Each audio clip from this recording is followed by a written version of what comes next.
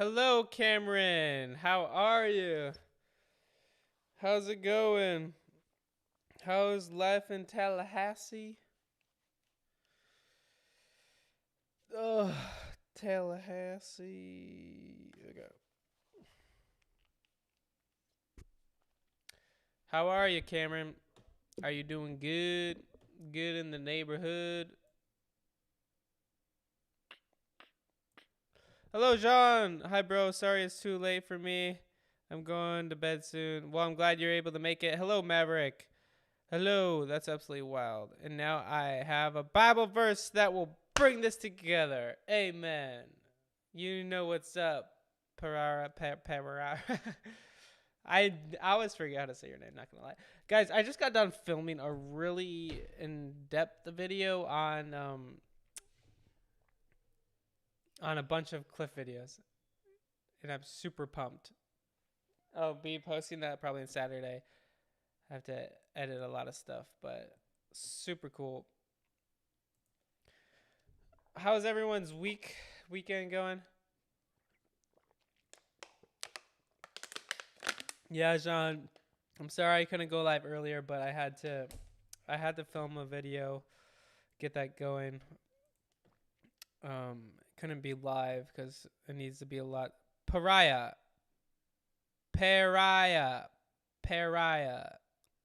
Got it.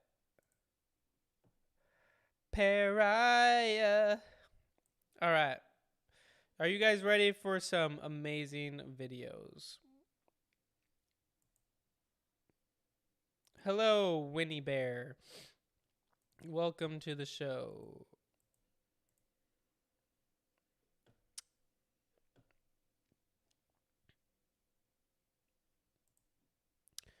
All right.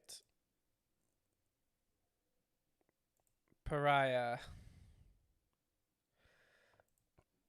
Victor, I know there are some people who say Jesus was a myth despite most scholars say he was a real person. Exactly. Oh, thank you, Maverick. I'm glad you see.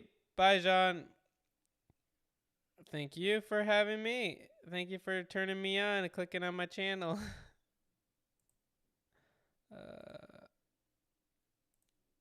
All right, this one's going to be a fun one. I've never seen this before.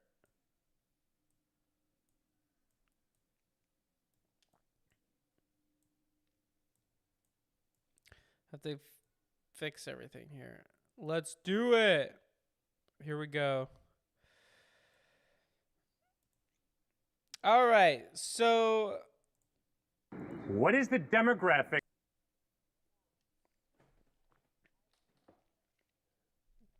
So this guy tries to debunk Cliff by no, not trying to debunk.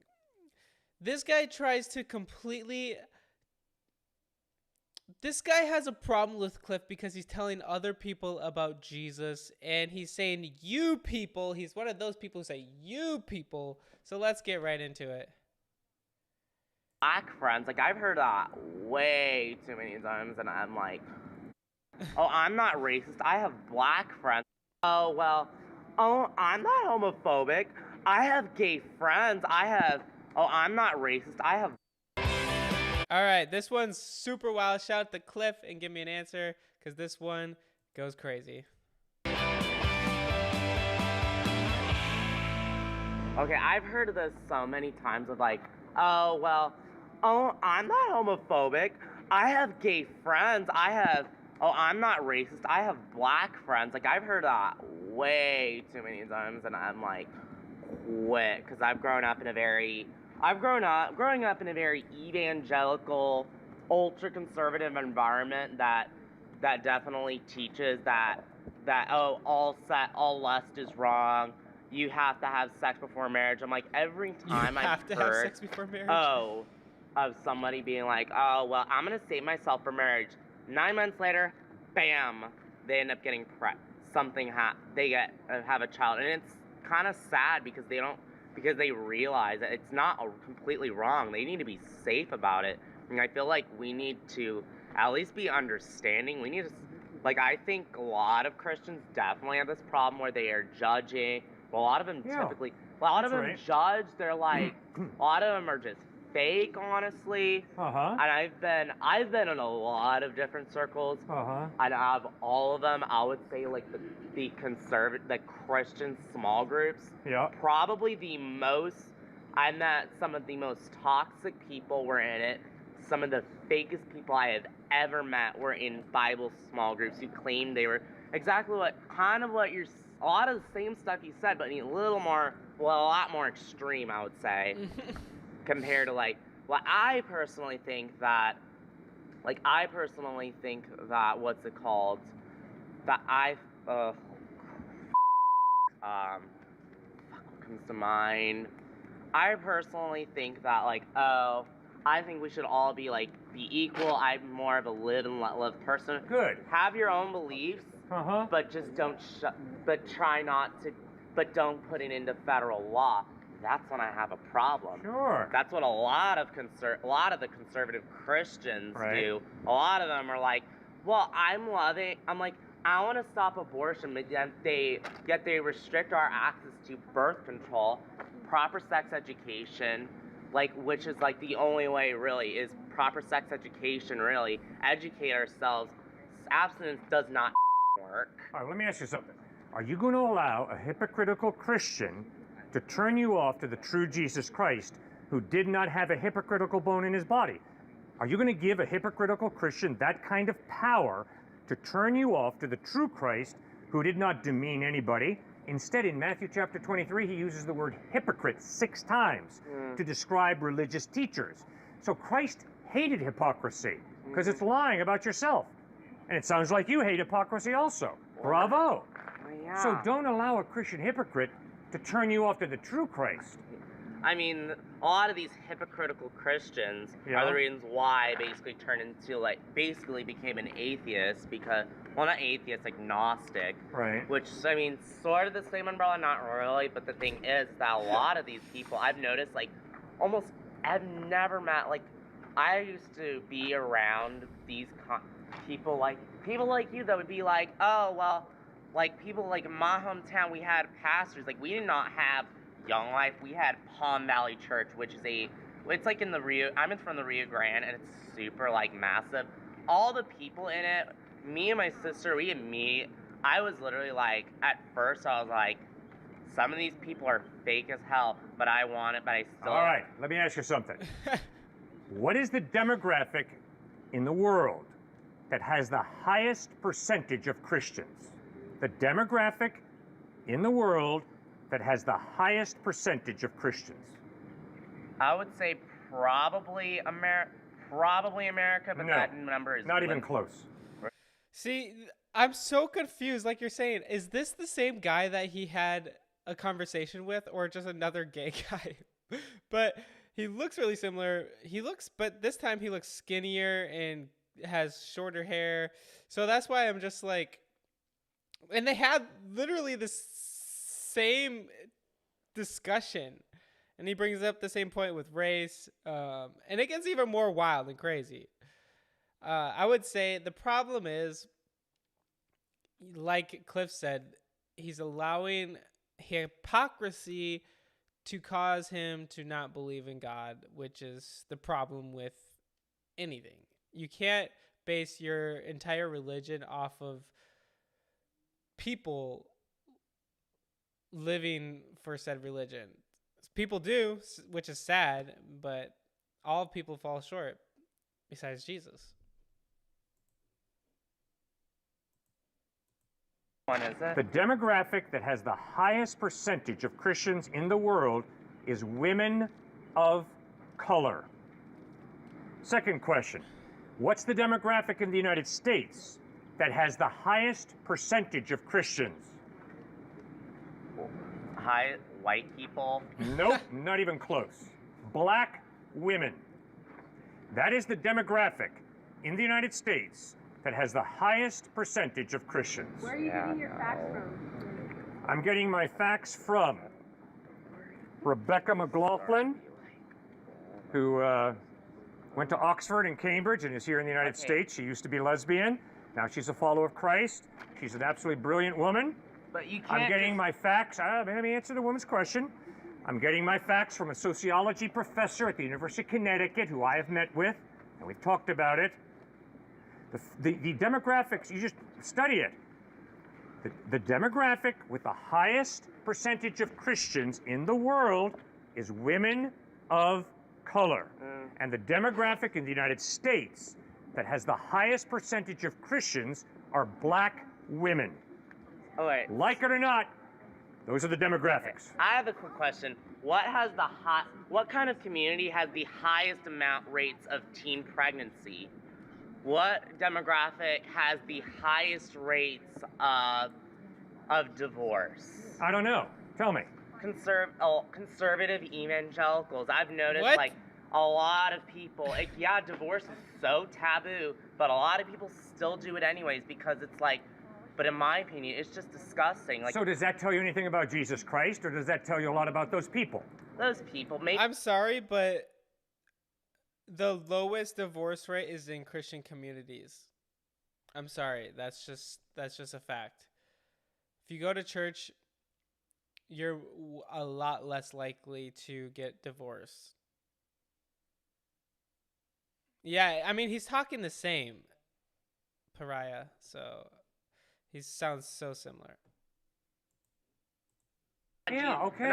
We all can't be Jesus. I'm like, trust me. If I said I'm perfect, I'm this, I'd be lying. If I said, oh, I have it. Oh, I'm righteous. I'm a virgin. I've never had sex. I would be lying. I would obviously be lying. So what's your point? My point is, obviously, people like you. I've seen people like you. I've seen, like, there are people that'll be like something like, they're vampire whores all over this campus. You need to be What is going careful. on? They will. Don't ever take a girl to a Mexican restaurant. She will grab on to your penis. Oh. Or something like, oh, well, I'm from Blanco. I'm a righteous man. I'm all godly. And then they'll. Is he possessed by a demon? I'm just kidding, but like, this is the biggest misconception. I know, right? He's allowing one sect of Christianity, or not even Christianity, of people saying that they follow Jesus and applying that they all hate him or something. It gets wild, guys. It's one of the craziest things I've seen. Really disgusting pictures of something really graphic of like abortion, something like something like the Westboro Baptist Church, I would say, or something like we're having people. So I'm honestly tired of people that claim to be Christian treating us like animals, like we're a bunch of like we're a bunch of animals that have no morals. They treat us like we're we're just a bunch of animals with no morals whatsoever, and all we do is drink, smoke, go to orgies and all, and everyone. That may be true for some people, but not all of us. I'm not the sharpest tool in the shed. However, people like that, I've noticed people like y'all, people like your kind, like, not you specifically, Thank you, because I love you and respect you. So what are you not- talking about? you're not even that, not as bad, but I'm still getting that energy of, The funny thing is, shout out to Cliff for doing such an amazing job just being patient and loving on this person. you all are sluts and whores and faggots! What the All right, and I still love you and respect you. So what's your mean- point?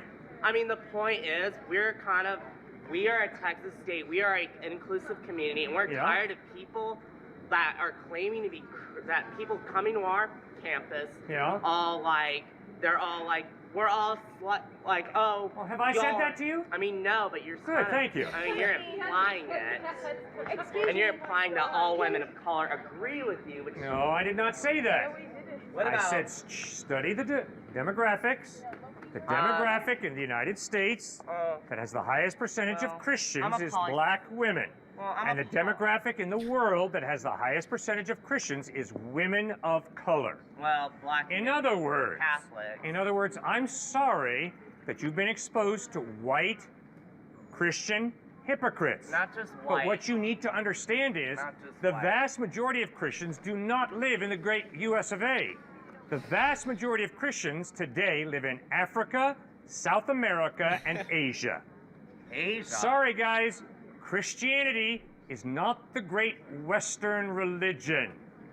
Far more followers of Christ today in Africa, South America, and Asia than in the state of Texas and the whole United States and Western Europe. America, so we have to experience. I mean, I have a choice. I can. What? We live in America. We can't experience the Asian Christians, any of those countries you're talking about. The American Christians are not the best. Like, Yeah. Okay. I know that's true. All right, Yeah, fine. But then wait a second. The point Right, is, yeah, before he finishes the point, he's saying, though, you can't base Christianity off of just American Western Christianity because it's not always the same. There's obviously the main point is Jesus, but there's other Christians outside of of America, a lot of them, and they don't believe in Jesus because of a good feeling Jesus of Western society likes to put out there. That's what he's getting at. read the Gospels. Find out for yourself about how Jesus lived, What if you have? what he taught, how he died, and how he rose from the dead. Check out Jesus Christ, not how he's been misrepresented by Christians. Okay, now why would Trey, an African American, believe in Jesus in light of the way his forefathers and foremothers were treated? Did I hear you say brainwash? Yes. Yeah, a lot of the. Whoa, time out. Because a lot No. This woman said brainwashed. Trey, are you brainwashed? Of course he's not going to nobody who's brainwashed is going to say yes. Yeah. I'm being brainwashed. No That's one exactly does. what it Like, is. I see. Like we need. But do you know Trey? I don't know. No. Well, then why would you ever say what you just said? I mean- that a man who you don't know is brainwashed. Why would you ever be so judgmental? I mean the reason. No. I'm asking her. Come on, man. You're the one who said it. Let's go. You said Trey is brainwashed. You don't know Trey, but you've said he's brainwashed. I asked him, are you brainwashed? He said no. I've also talked with him today already. And obviously, from my conversation with him, he's got his own mind, he thinks for himself, and he's not a Christian because of colonialism. So why would you say that Trey is brainwashed? Because What's I your would say agenda? any Christian is brainwashed. Really? Any Christian's They use brainwashed. scare tactics. Okay. Any. Sir, Good. you use scare tactics. We're burned in hell forever. We'll be separated from everyone we love. It's scare tactics. Hell, I'd We've rather been go- brainwashed. No, I'd wait a rather go to second. hell, honestly. Sounds way more spending being bored as than me. Okay, anyone who's actually a believer is not a Christian because of they're scared. The majority is because they want a relationship with Jesus. I've never ever been scared if I didn't become a Christian. I want to be a Christian because I want to follow Jesus and have a relationship with him. We were created to have a relationship with him and follow him. And that's what it really boils down to. But everyone seems to think, oh, you must have been brainwashed. You're a Christian because colonialism and you were forced to when you're younger. And then they just talk so down on people and they're so judgmental. And their whole problem is saying that Christians are judgmental. In reality, they're being so judgmental themselves. Where's the heaven party? All right, well, you Where's and the I should head make a deal. of- You and I make a deal. You just put your faith in Christ, and throughout heaven and eternity, you won't have to see me, okay? I'll stay at the other side of heaven, okay? So you don't have to mess with me, okay? No promises. So just put your No faith in promise. Christ and go to heaven, okay? But it's going to be a lot better than the alternative. Wow. But ma'am, I'm afraid that you have bought into a line of thinking that is really scary. Oh, I agree You with you. do not Yeah. know this guy, and yet you stand out here and say he's brainwashed. Wow. Where are you getting off? That's incredible. That is so judgmental. I think that you've bought into, and if I'm not mistaken, have there been any professors who have influenced that thinking? No. God, no. Good. Then why would you say that this man is brainwashed? I believe I already answered the question. I would say a No, lot. you haven't. Answer the question. I would you say- ask me that question. I didn't ask you. Please let her speak. You've had lots of time to speak. She gets to speak also, you know. Go ahead. I said because you scare tactics. Scare And- tactics? Yes, we've already. Okay. This is. Has anybody scared you into believing in Jesus? Okay. Nobody's scared Trey, and I can promise you nobody's scared me into believing in Jesus. And I can promise you, every African-American member of the church that I pastor up in Connecticut, none of them had been scared into believing in Jesus. And I can promise you, when I went to Haiti, my friends in Haiti were not scared into believing in Jesus. They experienced the love of Christ, the truth of Christ, and they put their faith in him. And I can promise you, ma'am, it is so elitist for you, as a white woman, to stand here and say a black man and all those Don't be Haitians against him who like believe in that. Jesus Christ have been No, scared into no. believing in Jesus. That is so incredible, it's scary. You turned a simple argument into a racist point. Yeah, so absurd. What This is my that best lady friend was trying right to here. Are say you to kidding is me? that What the reason that you tell people to believe in Jesus, not saying that I do or don't, Yeah. is that they will go to hell if they do not. So No, I that did not is- say that. No, because that's not if- what I said. All right, wait. Let's use conversation, right? Yeah. So if you believe in Jesus, Right. you go to Jesus for what? Salvation? Well, To be delivered, for your joy, for your happiness, to go to a place to better your circumstances, your life, your soul, whatever that is, yes. right? Yes. Which means we are college students. Yeah. We have minds. Yep. The lack of, if you do not go down that route, means that you will not get those things, right?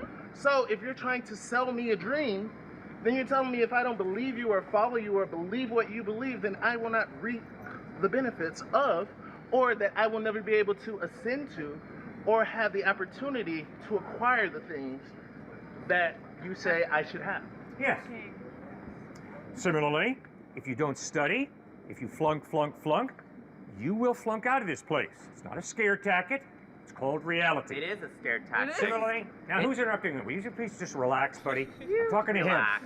Similarly, I'm going to plead with you. Do not play in traffic on I-35. Because if you end up on the bumper of a Mack truck, it's over for you. So please don't play in traffic on I-35. Not because that's a scare tactic, but because that's reality.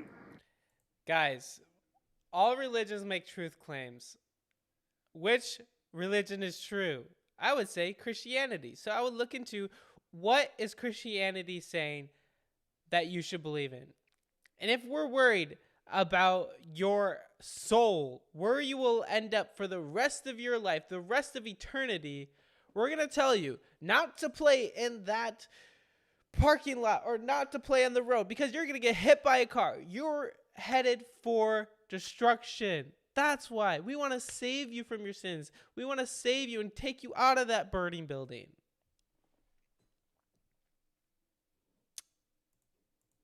Similarly, if I live my life together with God, I'll spend eternity together with God. But if I live my life separate from God, I'm going to spend eternity separate from God. Not a scare tactic, it's reality. That's all we're claiming. I would also say maybe use better, not to tell you how to think, but I guess the examples are very extreme, right? Go run in traffic. How about go play basketball? You'll break your leg, or you'll make a basket. Go freaking fishing. Maybe you'll fall in the lake. Maybe your boat will sink. Maybe it won't. Right. I mean, there are a lot of things, or a lot of in-betweens. Yes. So I don't think we should have to deal with extremes, and it can make the conversation a little easier not to go for either side, but to have a better conversation too. Quick thought. Is where your soul will be for the rest of eternity a small little detail, just a little thing to think about? Or is it an extreme situation? You could understand each other. You bet. Yeah. Well, I can promise you, I have to deal with reality. And as a pastor, I have to deal with birth and death. Right.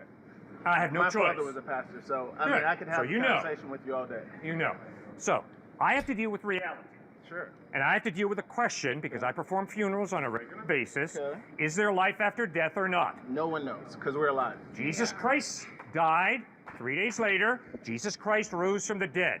Over a period of 40 days, Christ appeared to over 500 people who saw him risen from the dead.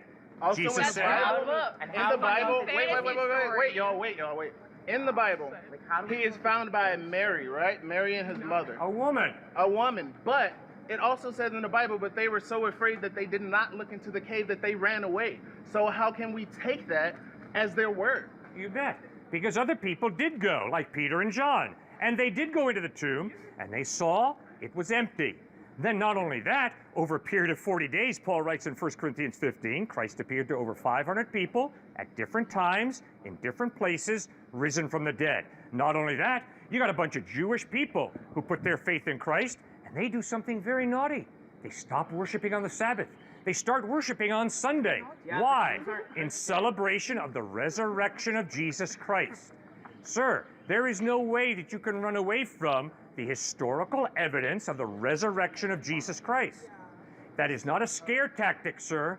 That's historical evidence. So you're referencing Yeah. a book that you don't know who wrote it, you don't know how long Yeah. ago it was written, you know nothing about it. Thank you. not- So man-made. Hell, the All word religions homosexual. have a book that they go off of. What makes Christianity the right thing? Yeah. These guys, oh my goodness. It's absolutely. It's funny to see how ignorant these college students are to say that no one knows anything about where these books came from. No one knows who wrote these books. No one knows how old these books are. That's insane.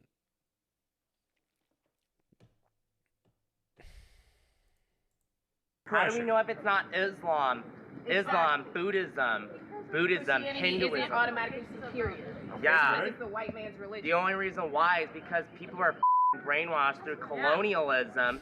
People like, what are if we want to be Buddhist? people in Africa are being exploited by these Christian fundamentalists, literally telling them, hey, they're being exploited. Honestly, I do not agree with missionary trips. I think it's just colonialism modern day, to be honest. Yeah, I know Because exactly. all it is just They go brain- and take pictures with the little black children. Yeah. Like, oh, look Like what if- I did. I hope so much. yeah, it's literally like they literally go like if it's the zoo. Would you rather just leave them there?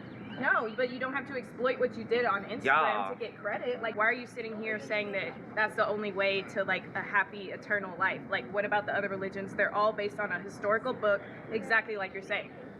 Yeah, so Good. what happens to people who aren't Christian? What Yeah. happens to them? You say they go to hell? Yeah. I'm not the Yeah. judge. What about those people that are like that literally grow up thinking like basically they grow up not even knowing what the hell it even is? What happens to them, huh? The religion that you guys love so much is the same one that justified people taking Africans and bringing them as slaves. Christopher Columbus, all of those were Christians. And they said, oh, God, this is what God told me to do. God told me that this was okay, that slavery was okay. So, like, what? How's Christianity that? No. Okay. A guy once said to me, Cliff, all I need to know about Islam is 9/11. Do you know why that's narrow-minded bigotry? Because 9/11 was committed by some people who claim to be Muslim, but it is not intellectually open-minded or honest for me to cross off Muhammad because of 9/11. Instead, I have to go to the Quran. I've got to read the Quran for myself and find out, what did Muhammad teach? How did he treat people? And then based on who Muhammad was, I need to make a decision. Is he reliable or not? For me to reject Muhammad because of 9/11 is a narrow-minded, non-thinking I'm approach. not saying I reject all Christians. Similarly, to reject Jesus Christ because of slavery in the United States, the Crusades, the Inquisition, the Salem witch trials, is intellectually dishonest because Christ never called for any of that behavior. In fact, he called for So the can you answer opposite. a question of mine? I am. No. Very they're- clearly, I'm answering you. I'm at please.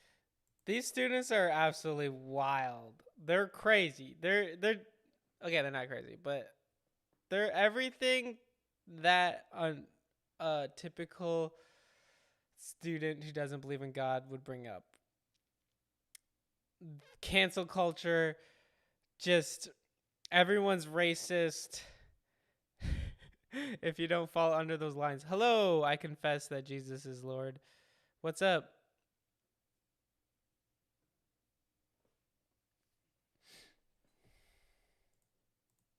You read the Quran if you want to find out about Muhammad. And I'm pleading with you, read the Gospels if you want to find out about Jesus. And don't use some Muslim fanatic or some Christian fanatic to turn you off to either Muhammad or Jesus. With an open mind, read the Quran, read the New Testament, you a and Christian find fanatic? out what does the evidence point to as being reliable. It's that simple. Now, how have I not answered your question? I have a different question, and it was one I talked about earlier about what makes Christianity superior than the other religions. It comes down to who is trustworthy. And I'm standing here saying the evidence of the way Jesus lived. From what you studied? Yeah, from the Gospels of Matthew, Mark, Luke, and John. Other people have And done I'm studies asking and they all have of you different opinions. not to take it from me. Go and read them for yourself and ask yourself, does the evidence point to Jesus being reliable or does it not? The scriptures clearly communicate that God created our sexuality for a purpose. And that purpose is, for this reason, a man shall leave his father and mother, be united to his wife, and the two shall become one flesh. Genesis 2:24. And you stand by that? Yes. So Jesus stood by that, I stand by it. it also says in the Bible you're not supposed to wear an outfit of two different cloths. Yeah. Like, you're not, that doesn't apply. Why doesn't that apply? Well, it's real important that you learn to read in context. The context that you're referring to is the book of Leviticus. And Leviticus is very clearly the law code, civil law code for the nation of Israel, which is a theocracy. And Moses is calling the Israelite people, God is calling the Israelite people, to be separate from the pagan nations around them. Now, why mixing cloth is not good?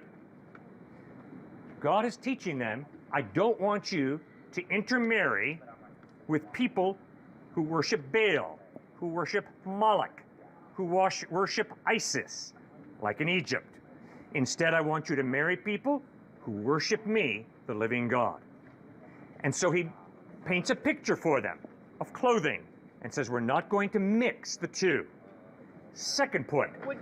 Would you still say that should apply today? No, So clearly it doesn't. Therefore, Jesus also says love thy neighbor a billion times. Like, Yeah. why can't you support your neighbor like that? you better. Yeah. If you claim to be a follower of Christ, you better love your neighbor as Like, yourself. You're not like, I'm curious though, how is she saying that Cliff is not loving his neighbor? How does she know that? Does she think he's not loving his neighbor now by talking to people about Jesus? I'm curious. same energy for like same-sex couples. That's not true. I love lesbians. I love homosexuals. Hell yeah. Why? Because they're human beings created in the image of God. And if you want to challenge me, go right ahead. But I'm sorry, ma'am. I've worked in a lot of prisons. Okay. I've worked with men who have murdered little boys after sexually molesting them and buried them. Okay. So I can promise you, when I try and follow Christ, I have no option but to love and respect all human beings, regardless of what ethical decision they've made. I have no option. I love and respect all people because I'm a follower of Christ, which means I have no option but to realize that all human beings, regardless of what they Guys, I gotta go. I gotta go open up the door. I'll be back.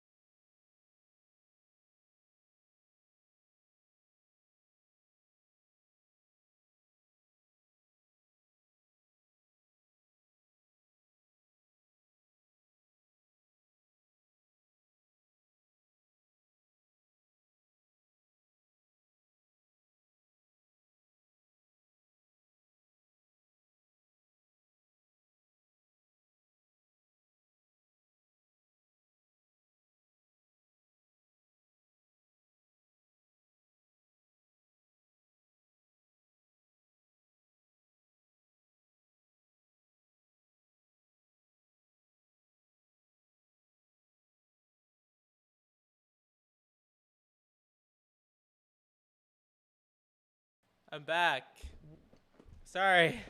I had to open up the door. Knock, knock. I'm waiting to open up the door. Oh, wow. That's what someone said.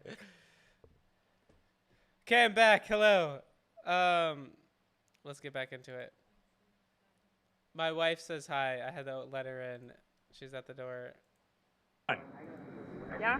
Have value, dignity, and I am to respect them. And if I don't, I am not following Christ. I agree with you. I have a question about faith. Yes. So, you called it knowledge earlier because you know that God is God. You know that God is good. To folks like myself, who are oh ye of little faith, I suppose you could say. Sir, I don't think I said any of that. So, Well, okay. I say it. You said it. Yeah, okay, good. Oh ye of little faith. Right. Would you say that faith has an element of uncertainty to it, whether or not you are a follower of Christ, whether or not you are an agnostic or not? Good question. Is there an element of uncertainty to almost every decision you make in life? Absolutely. Thank you. That's certainly the way I experience life. Anybody who says, I know everything, and it's all nailed down, and I'm positive, I think they've been probably drinking something I don't want to drink, or smoking something I don't want to smoke. If you get a PhD in biology, do you know everything there is to know about biology? No. If you do postdoc work in biology, do you know everything there is to know in biology? No. And my wife is here. Does she know everything there is to know about me?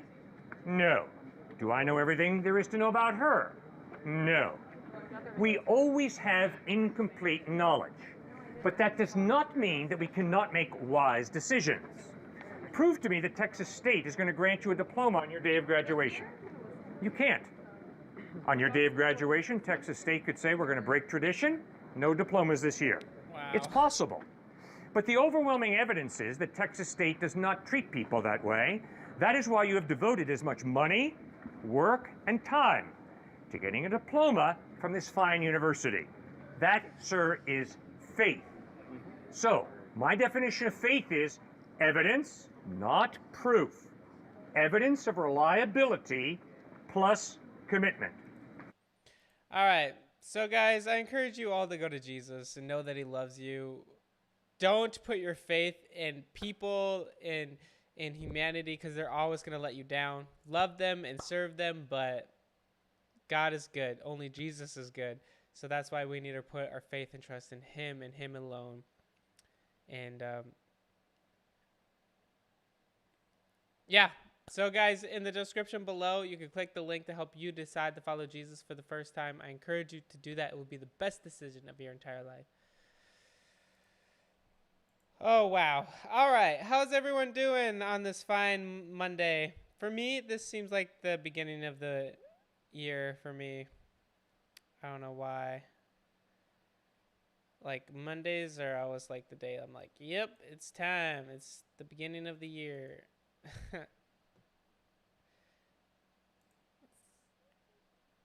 Thank you. Of course.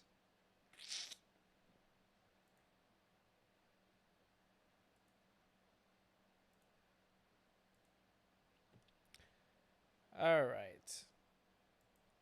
I told them that we have shared beliefs in Jesus. Awesome.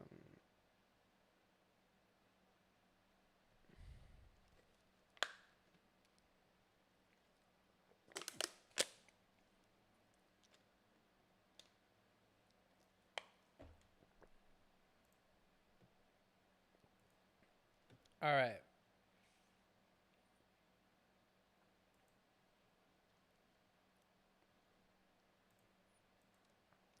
This doctor. All right, let's see. This doctor gives the truth about the origins of Islam, and it's absolutely wild and crazy. So make sure to buckle up and get your popcorn, and let's turn it on. 80. He is there, but look what he's writing in. He's writing in Greek. Why would he be writing in Greek if he was an Arab? He should be an Arab, therefore he should be writing in Arabic. Because the Greek was the lingua franca of the seminaries. It was the lingua franca for the theology of that time. That's why he's writing in Greek. And what does he write? There's his name, Mu'awiyah. What does he say? Mu'awiyah, Abdullah, the slave of God. So he's writing in Arabic, though the script is Greek, and he's saying himself as the servant of God. Name of God, Allah, is used by all the religions at that time. The Christians called God Allah, the Jews called God Allah, the Zoroastrians called God Allah, just like they do today in Christianity. That's the generic name for Allah. It's just the same thing that we would call, for God, just like we say G-O-D in English. All right? So that's why it makes sense. But look what he says next. Abdullah Amir al-Mu'minin, which means the commander of the believers. What believers is he referring to?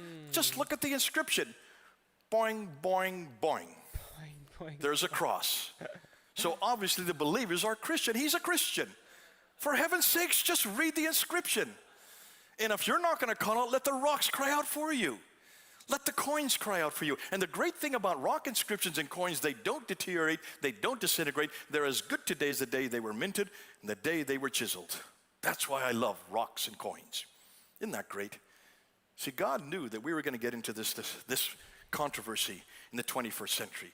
God made sure those coins were there. He made sure those rock inscriptions are there so that we don't even have to ask the question. We just show the evidence. And who do you think has all the evidence? We do. We do. Now, let's continue on. Now we get into one of my favorite guys named Abd al-Malik. Abd al-Malik was the greatest of the Umayyad caliphates. He was there in Damascus again. Interesting, he's up in Damascus. He should be down in Medina if he's a Muslim, but he's not a Muslim. Nowhere does he call himself a Muslim. Nowhere does he say that he's a Muslim. But notice what he is. He is, by that time, he controls from Spain in the west all the way to India in the east, from Turkey in the north all the way to Yemen in the south. So he has the second biggest superpower of the day. The only country, the only power that's greater than him is the Byzantines, who are Christians. But they are Trinitarian Christians. They're monophysite Christians. So what does he do? He has to pay tribute to them. And so he has to pay, there's a picture of a coin. That's a Byzantine coin. There is Heraclius with his two sons on either side. If you look carefully, you can see they have an orb with a cross on it. So they're definitely Christians. On the back side of the coin is the Byzantine cross. So the Umayyads were obliged to pay the tribute to the Byzantine using these gold solidus's. Then in 691, he mints this coin. 691. He has Heraclius with his two sons, but notice what he's done with the orbs. He's taken the cross off. This is a mockery of Byzantine Christianity. And on the backside, he's taken the cross piece off. You notice that? He's taken the crosses off the orbs and he's taken the cross piece off. Oh, wow. So now this is a mockery. He pays tribute with these coins in 691. Justinian II, who is the Byzantine emperor, goes to war with him, loses the battle. Abd al-Malik wins the battle and immediately introduces this coin. This is the coin he introduces. And there's his image there with him holding a sword. This is a victory coin, saying that I have won the battle. But notice what he writes in Arabic around the outside. La ilaha illallah Muhammadur Rasulullah. Where's my Arab speaker? Oh, he was sitting right over here. Went to the toilet. Okay, what does La ilaha illallah Muhammadur Rasulullah mean? There is only one God but God. And Muhammad, the praised one, is the servant of God, right? Just say yes. Like this morning. Isn't that nice? I can just ask him what to do. La ilaha illallah Muhammad or Muhammad. There's no Muhammad in there. Do you see any vowels in that inscription? There's no Dhamma, there's no Fatha. There were no Dhammas and Fathas in the 7th century. Therefore, why are we reading Muhammad in that? We need to read what's written. It's Muhammad. Who is he? Rasulullah. He is the servant of God. He introduces that onto the coins. That is the first time we see the Shahada. Show me the Shahada in this book here, the Quran. There is no Shahada. There is no complete Shahada in this book at all. The Quran does not have the Shahada. It's introduced by Abd al-Malik. He's attacking Byzantine Christianity. He's attacking for there is no God. But read the inscriptions on the Dome of the Rock. The same year that he introduces that coin, he also builds the Dome of the Rock in Jerusalem. Look at the inner ambulatories, the two inner ambulatories, and look at the inscriptions written about. That's the only original part of the building. That building has been destroyed and rebuilt 11 times. Go to the original ambulatories and read the inscriptions that are around there. And there can say not three, for God is one and he has has no son. Who is that attacking? Say not three, that's attacking the Trinity. For God is one, that's attacking Jesus' divinity, and he has no son, that's attacking his sonship. It's all an attack against Jesus. For truly, God is not begotten, nor is he begotten. No, God does not beget, nor is he begotten. That's crazy. So he's saying that Islam is just an attack against Christianity, because Christianity's been around and about now for a long time. But because essentially that no one believed in the messenger, then they're going to attack Christianity. It's again attacking his sonship. And then it has La ilaha illallah Muhammadur Rasulullah. Then it has the Shahada. For God is one, folks. And the Muhammad, the Messiah, the anointed one, is nothing more than the servant of God. He is not God. He is not part of the Trinity. This is an anti-Trinitarian attack against the Byzantine Trinitarian. This is basically an Arian attack. Listen, this is nothing new, folks.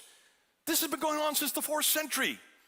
Arian, who's attacking the church at that time. Why do you think we had the Council of Nicaea? Athanasius, what was he arguing against? He was arguing against Arianism. In the 4th century, we're now in the 7th century. It raises its head again. But this time, not by a bishop, this time by a caliph. This time by someone who's much more important. So this is not a nobody. This is the man that controls all the land from Spain to India, from Turkey to Yemen. This is a man with huge amount of responsibility, enormous amount of authority. So when he puts the Dome of the Rock, the greatest building of its day in that time, the greatest structure of its day, built right there where the Holy Mount is, where the Messiah is to come again. Everybody's waiting for the Messiah to come to Mount Moriah. The Jews are waiting, the Christians are waiting for him to come a second time. He goes into Jerusalem and he builds it right there. He's living in Damascus. Why doesn't he build it in Damascus? This is a polemic against Christian Byzantine Christianity. Why? Because his greatest threat are the Christian Byzantines. So this is a political statement and this is a theological statement simultaneously on that building and on this coin. Now, this is in 693. Then in 696, he introduces this coin. That's my coin. I finally bought it. It cost me $1,500 to buy that coin. If you can find some, give me some money. We could buy those coins. That's a gold solar disc. And notice, there's the Shahada there. There is the attacks against his divinity, against the Trinity. There you can see. And then it talks about that there is only one God but God. But then he says, for we will destroy those who associators, those who associate any with God. Who do you think that's attacking? That's attacking us. The mushrikuns. We are the mushrikuns. The mushrikuns are anybody that elevates and commits shirk, elevates another to God. We are the mushrikuns because of what they feel we have done with Jesus Christ, elevated him to his divinity. That's all attack against Christianity. Folks, this is not Islam yet. There's nothing Islamic about this. This is an anti-Trinitarian attack against the Trinitarians. This is an internecine battle between Christians, which is still happening today. Who do you think the Jehovah's Witnesses are? They could have created that coin. That is their coin as much as it is Abdul Malik's. That attack is still happening even today. So why are we... Yeah, the enemy only comes to steal, kill, and destroy, and he's trying to use other religions, other societies to bring down the one true God, the Trinity, the Father, Son, and the Holy Spirit. It's sad, it's difficult, but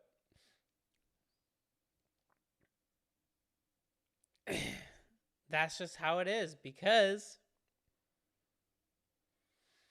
there's going to be false prophets. There's going to be people in sheep's clothing, but really are disguised as ferocious wolves.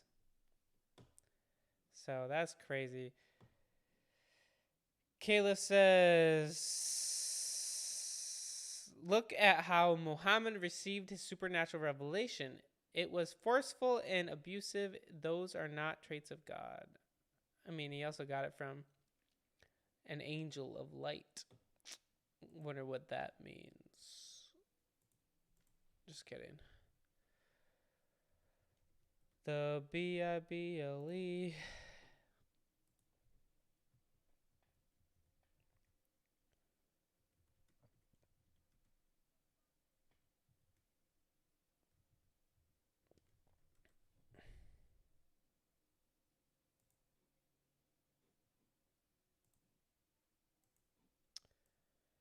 Matthew 7:15 says, "Beware of false prophets who come disguised as harmless sheep, but are really ferocious wolves." And guys, let me tell you, just continue, just be seeking Jesus, putting him first above all else, even when it's difficult, even when it's hard, because there are ferocious wolves out there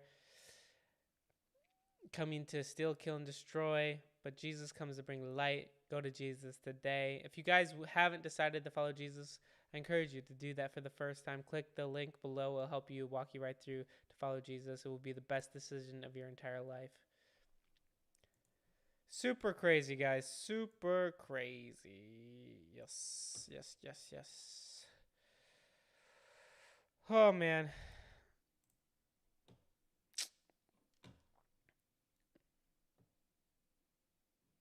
All right.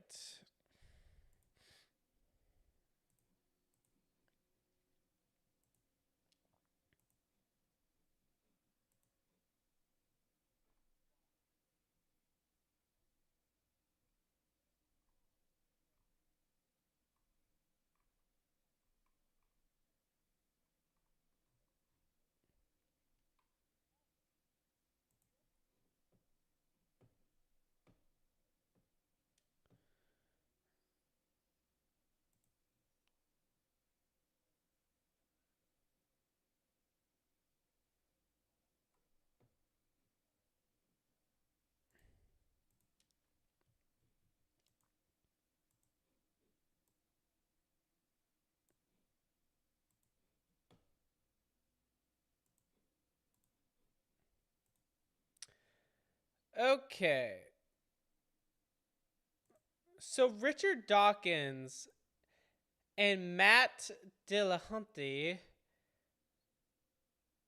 discuss evolution and Christianity, and apparently they think that Christianity is stupid, according to this video title.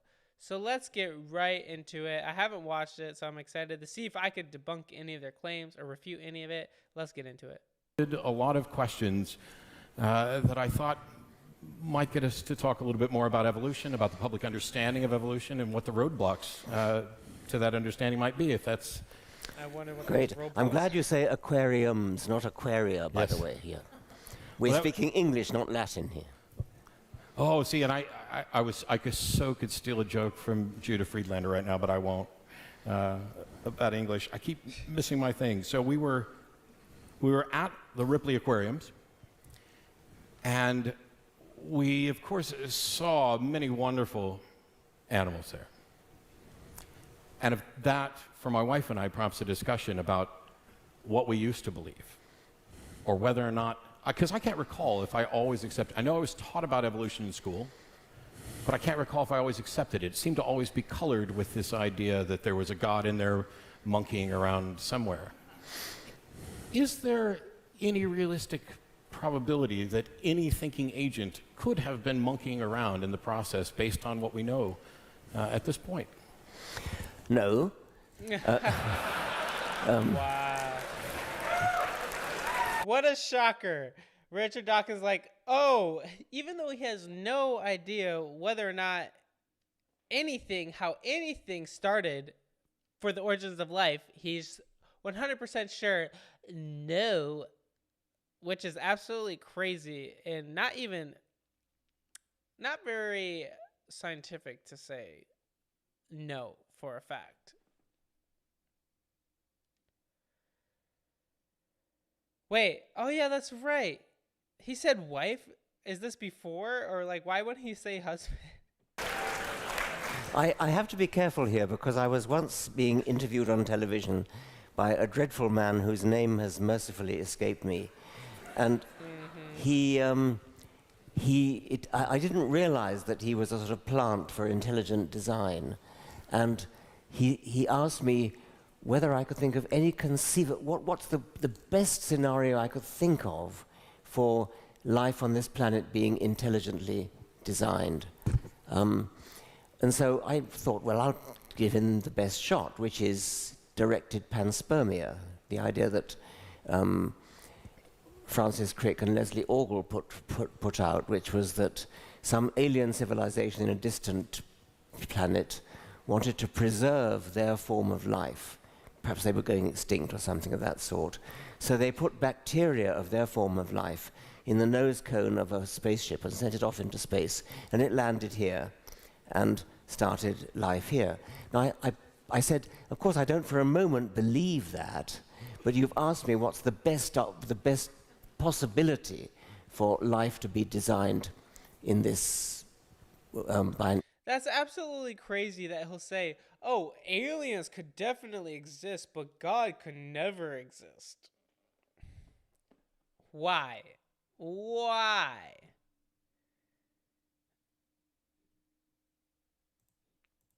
By an alien. And he said, wait a minute. Richard Dawkins believes in little green men. And this has dogged me ever since. And I regularly get on Twitter. This is the guy who believes in aliens seeding life on this planet and so on.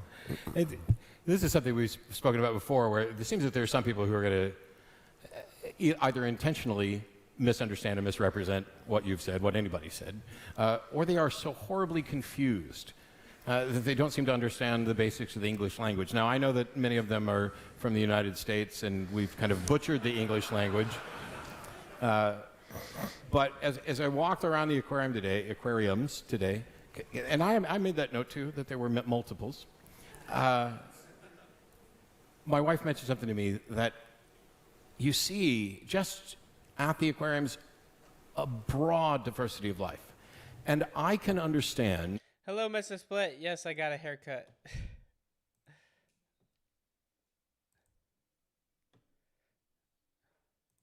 My amazing wife gave me a haircut. How someone who hasn't been trained and taught, about natural selection and the process and the length of time involved, could look at this and just say, I give up. I don't understand. It has to be magic. Somebody has to have done it. We should be teaching this. I know there are schools in the United States that don't, even though they're supposed to. Apart from just saying this needs to be the curriculum, what can we as a community do to encourage the sort of teaching and training on evolutionary theory that we need? I think I give up is actually quite a respectable response, because it is astounding how complicated life is and how beautiful it is, how diverse it is, and how it looks designed. And so I could well imagine people saying, I give up. However, to say it must have been created, that's just illogical, because it's no more easy to explain the origin of a creator than it is to explain the origin of the complexity of life itself. It's a total and complete non-explanation. So before Darwin came along, it would have been perfectly respectable to say, I give up. It's incredibly complicated. There must be an explanation, but I can't think of it. And then Darwin came along and did think of it. But to say, therefore, it must have been designed is a total and complete cop-out. It doesn't explain anything. It's actually How is that a cop-out, though? To say you see the finches, how they changed their beak over time, changed, or they adapted so they could survive just a little bit more. How does that prove that we mutated from another creature overall? Or overall, every time we hear of mutations, that means cancer. That means you're gonna die, because never in our lifetime have we ever seen a mutation cause us to grow and thrive even more. We die. Cancer, it's a bad thing. They're like, oh, just give it enough time. One mutation will work.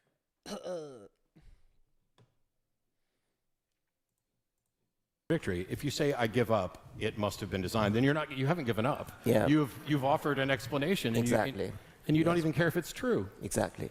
So you asked me what can we do to teach it? Well, you can write lots of books, as I've done. That's. But then, of course, they've got to read them, and which is more of a problem. You can do television, I suppose. I've done a bit of that as well. It is very difficult to get across. One of the problems is the sheer time involved. Nobody nobody can grasp the immensity of time that geology allows in which evolution has happened. It is absolutely colossal. And so all our intuitions about the rate at which evolution might go let us down. We can't really understand how you could go from one species to another, let alone from a microbe to mammalian life. So getting across the sheer time scale is one thing, and there are various analogies, you're probably familiar with them, lots of them. One that I rather like is the one where you stretch your arm out. I didn't invent this, somebody else did. And you say the middle of your throat, the middle of my tie here, is the origin of life, and the tip of my finger is the present. And the time involved, you've got, the dinosaurs didn't come until about there, so way near the present. The Homo sapiens arrived at about my fingernail there. And the whole of human history, the whole of recorded history, the Egyptians and the Babylonians and the Persians and the Jews and the Greeks and the Romans, and all of human recorded history flies away in the dust from one stroke of the nail file. So we're accustomed to thinking of human history as long. We think in the mists of time back to the ancient Greeks, back to the ancient Egyptians. We think so long ago. It's nothing. It's just, as somebody else said, it's just before the stroke of midnight on the clock face of the geological time.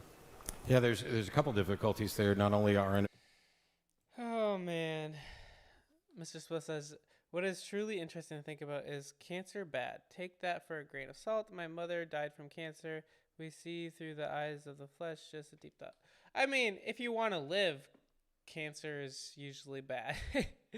If you know, like, you get to be with your Heavenly Father and you have a relationship with Him, then perhaps, like, in the long scheme of things, no.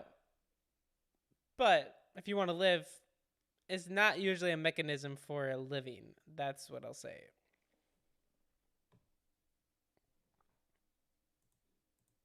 to properly grasp the timescales, but also our ego and our sense of self-importance and how it seems strange that everything we know about humans could vanish in that analogous yes. stroke of a nail. I mean, another analogy, I can't remember, it might have been Mark Twain who suggested the layer of paint on top of the Eiffel Tower. That's humanity.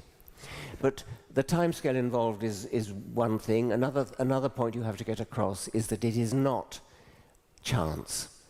There are an awful lot of people who think they can simply dismiss evolution because it's the theory of chance. Well, any fool can see it can't possibly be a theory of chance. I mean, chance couldn't possibly give rise to the beauty, the elegance, the sheer designedness, the apparent designedness of living things. It cannot be that.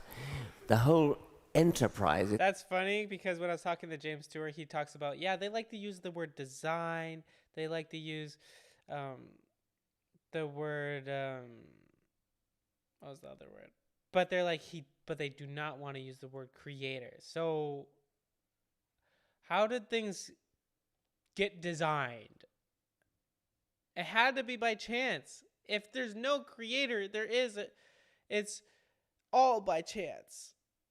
That's what's crazy.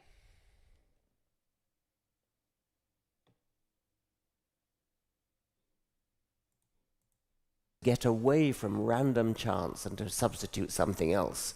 And Darwinian natural selection is the only substitute that has ever been proposed that could work. The idea that there maybe there's chance involved in when and how a mutation occurs, or there may be chance involved in which weather storm might separate someone. But in the broad scheme, this is physical law acting on matter, following, not prescribed by an intelligence, but following the natural order. Yes, there has to be chance, of course, in mutation and the weather and things like that. But the driving force towards the illusion of design, the beauty of the design of an eye or a wing or a foot or a heart, and the diversity of life, the driving force is non-random natural selection. Now, I always wanted to ask you, there are people who grasp things more clearly at different ages. And I know young kids who are thrilled to learn good science and are fascinated with dinosaurs. And Darwinian natural selection just makes sense to them. It's like the first time you hear it, it's, well, of course that's the case. For others, it seems to be a little more difficult, either based on their upbringing, I don't know what all the factors might be. But when you see a fish that is demonstrating amphibian-like qualities, Stop surviving and start thriving. Wealth Surge is going to help you to build lasting. It's coming up onto land and it has flippers that are close to fin.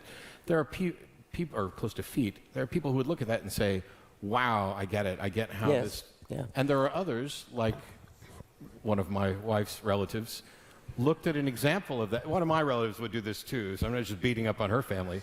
But she looked at this and she said, "Isn't it wonderful what God can create?" Yeah.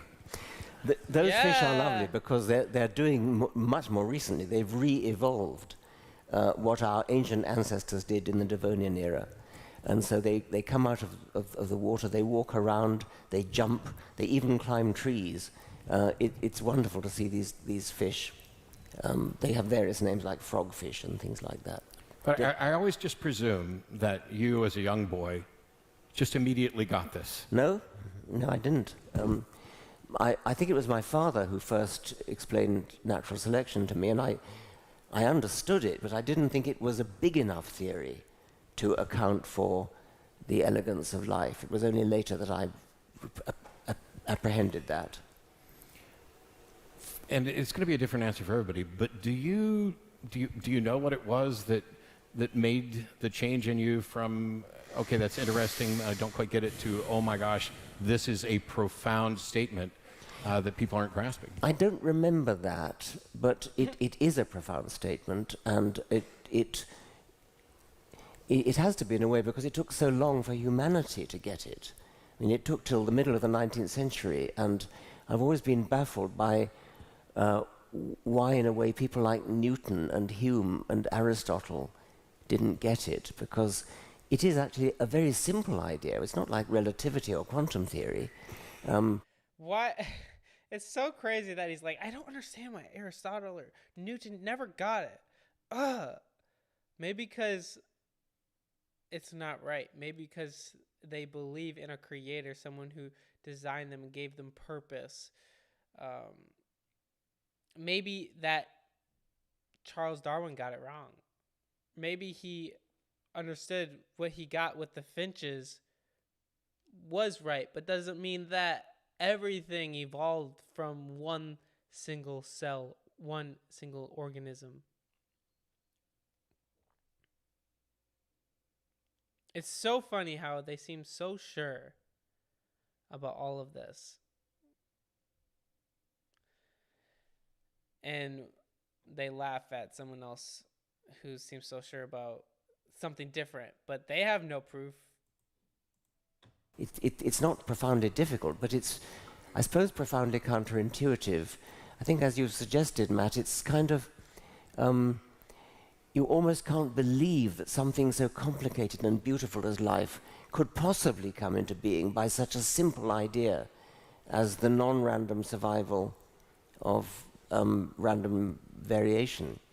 So I think that may be why it took until the middle of the 19th century for Darwin and Wallace independently to get it. And I expect they had resistance to it when they first thought of it. And how fortunate are we that it's become sufficiently understood that now school children can, grasp this and have a good understanding of it.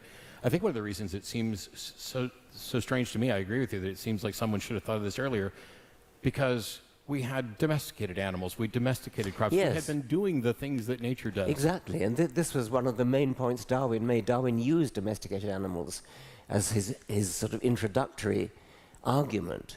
He said, look at... Thank you, the sheep for God. You have a good channel. Thank you, appreciate it. It's so funny. They're like, how fortunate are we to realize that there is no God? How fortunate are we now that we know our life has no meaning? If they found out that there is no God, then there wouldn't be any fortunate reality at all. Powerful selection is. Look at how we've managed to change rock doves into all the various breeds of pigeons. Look how we managed to change flowers, wild roses into domestic roses. Wolves have become dogs of all these different breeds that are totally unlike wolves, and yet they've been transformed from the wolf in just a matter of centuries. So what Darwin did was say, look what can be done by artificial selection. And now all you need do is that mental flip that says, you don't need a breeder, you don't need a human breeder to come along and choose the dogs to breed from. Nature will do that for you. Sure. So the power of artificial selection is harnessed in a slightly different way by nature, and nature is the breeder that produces all of life. There's a confusing array of creationist models. There are the people who think that the world was created in 7 literal days and that these represent ages. I can understand the people who, I don't understand why they think the Earth is 6,000 to 10,000 years old now. That's an untenable position. But if that's what they believe, I can understand why understanding evolution would be more difficult for them, because they don't even accept that that time is there. But I'm more baffled by the apologists and creationists who think, oh, of course, you know, the universe is 13.7 billion years old, the Earth's 4.5 billion, but that's still not enough time when we have the evidence. Yeah, there are people like that. There was a nice story told by J.B.S. Haldane, the great British geneticist, one of the founders of the neo-Darwinian synthesis. And after a lecture, a lady stood up and asked him a question and put exactly this point. She said, Professor Haldane, I simply can't believe that there's been enough time, even given billions of years, to go from a single-celled ancestor to something like me, a multicellular creature, trillions of cells with the heart and lungs and brain and kidneys and bones and things. Just doesn't make sense. Madam, you did it yourself, and it only took you 9 months.